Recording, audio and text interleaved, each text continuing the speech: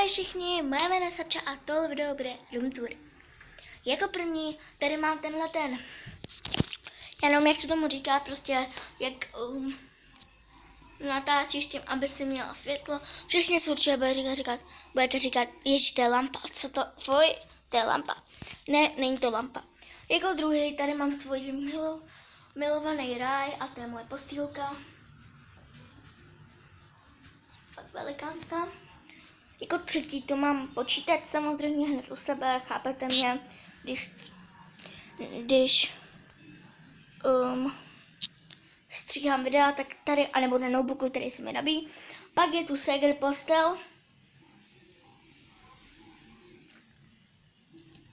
Pak tu jsou sušáky, za to se moc krát omlouvám.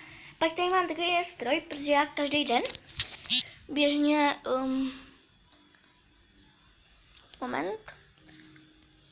běžně prostě nakonec cvičím, potom mám sílu z nástřihání, tady je teda Segre postel. Tady mám potom takovouhle skřínku, vlastně jakoby, který mám věci, tu vám radši nebudu ukazovat. Tady mám skřínku s plešákama a s knihama. Tady mám samozřejmě televizi, jaká by jsem já byla bez pokoje v televizi. Tady má Segre obrovskou skříň a já už nevím, co bych vám ukázala. Vážně nevím. Můžu vám třeba ukázat kytaru, kterou tady mám.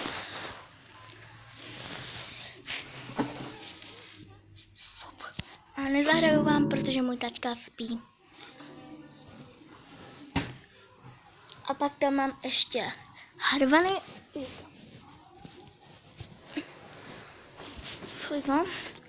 Pak tu mám takhle harvany. Musím říct, že hraju, ale nebudu hrát, protože taťka spí.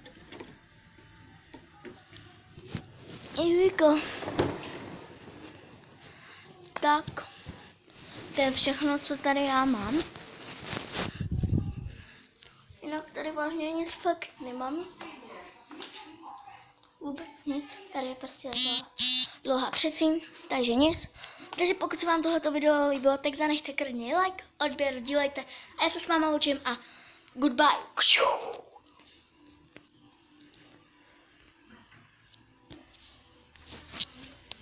No, ještě jednou. Já se s váma loučím a goodbye, good show.